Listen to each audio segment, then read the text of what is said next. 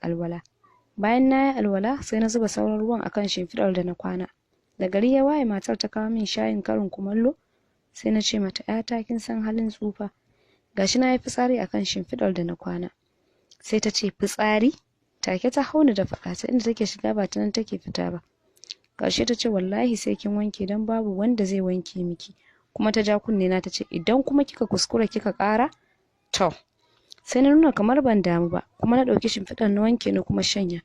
Da yamma ta yi sai na tafi gidan ɗan nawa na biyu wato na tsakiya shi ma da niyyar kwana. Sai nan ma na yi irin yadda na yi a gidan babban ɗan nawa da gari ya waye. Na gaya wa matar sai ta hauna da faɗa. Ta dinga faɗa min abin da ta ga dama har ma ta gaya wa mijinta.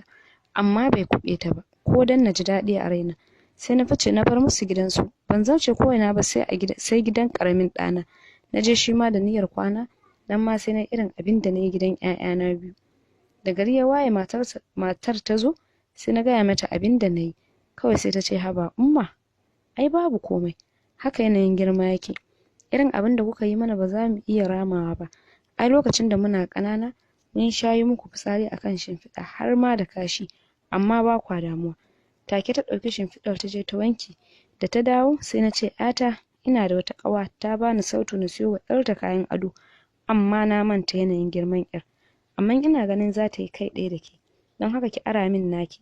Na je da su kasuwa don na siyo daidai da su. Sai wannan dattijuwa ta tafi kasuwar gwalagwale. Ashe tana da dukiya mai tarin yawa. Sai ta siyo kayan ado masu tarin yawa. Bata zarce ko ina ba sai gidanta. Sai ta aika wa ‘ya'yan su zo gida su same ta tare da iyalansu. Da suka zo sai ta ce na je gidajenku da niyyar gwada ku amma ba ku ci jarabawa ba. Sai wannan matar ƙaramin ɗana ita kaɗai ta ce na gaya muku cewa na yi fitsari akan shimfiɗa alhalin ruwa na zuba a kai ba fitsari ba.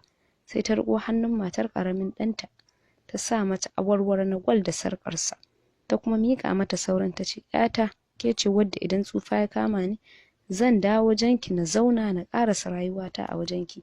Take sauran suka yi nadama suka gane cewa sun yi kuskure. Darussan ciki maza kada su fifita matansu akan iyayensu.